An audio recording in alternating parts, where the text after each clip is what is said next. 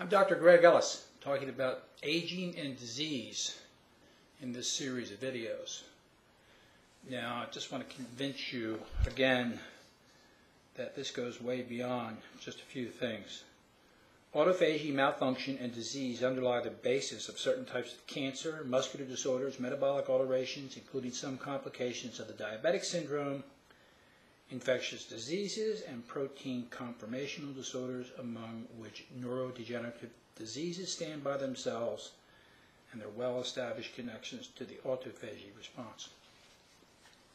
So there's no question that we do have a good handle on what causes most diseases, and it's related to, surprisingly, related to the carbohydrates we consume, not the fat, not the cholesterol. They never were implicated. It was always the carbohydrates, the sugars that we consume. Yet, our medical elite and our institutions and our advisors continue to tell us that we need to stay away from cholesterol and fat, and we need to consume large amounts of grains, fruits, and vegetables. Now, by definition, a high carbohydrate diet, or I should say a so-called healthy diet, that they recommend that we will be high in carbohydrates. Probably at least 50 to 60% of the total daily calories will come from carbohydrates. This will yield a lot of glucose. That will yield a lot of glycated proteins. That will cause a lot of mitochondrial dysfunction.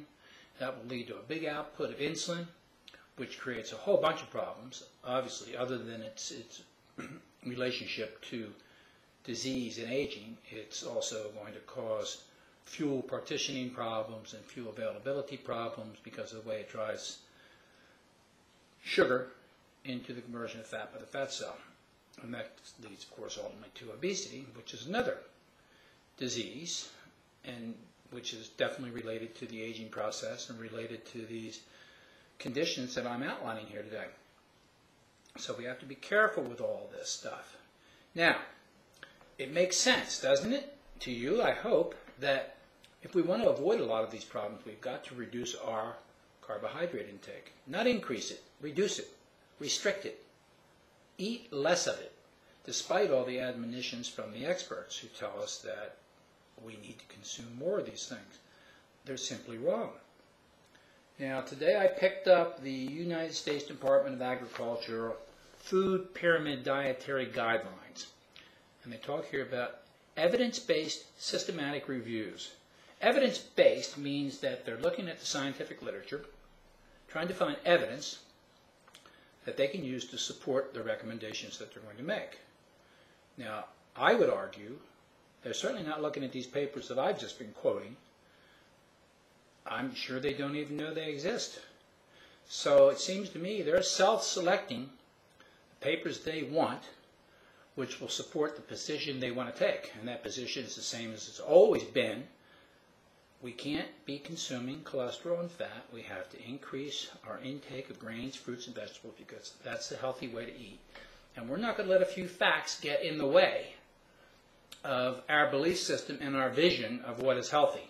And we're going to continue as a committee and as professional advisors and work through public policy to tell people to eat this type of diet, the so-called healthy diet, high in grains, fruits, and vegetables.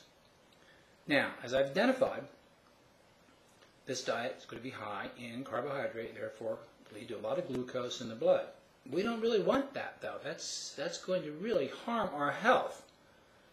So we got to get away from that and consume a more restricted carbohydrate diet. And that's the important point here, to realize these carbohydrates are causing all kinds of problems. And the health recommendations argue for a consumption of that. And it's just the wrong way to go. It doesn't make any sense. And I hope I've convinced you of that, and that you'd be far better off restricting your carbohydrates and staying away from them and not follow the recommendations of the United States Department of Agriculture. They're just advising us incorrectly. So carbs will create all these problems. They will invoke the insulin theory of aging. They will invoke the mitochondrial theory of aging, and they certainly will lead to the creation of glycated end products, which is going to cause a vast amount of damage and disease, leads to very rapid aging. That's what diabetes is.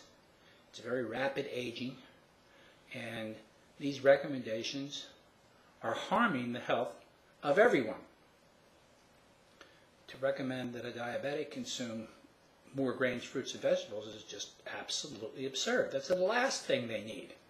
And a person who's having weight problems, that's the last thing they need. So we have to just take a hard look at this and step back and realize that we're being led down the garden path, and it's not a good thing.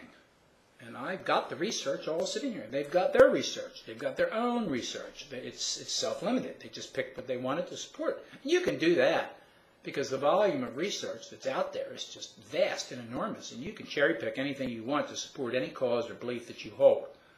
That's easy. Now, I'm not trying to do that. This isn't a belief that I hold. This is just the fact. These conditions that I've been describing are the cause of these diseases. So that's that. And if you choose to ignore that, that's on you. And I think you as an individual need to step away from these organizations and step away from the advice of your physician and sort of start to take charge of your own health. I'm giving you all the information you need. I'm giving you the how-to tools on what to do with this so you can reduce your chance of getting disease, particularly diseases of aging. So enjoy. I'm Dr.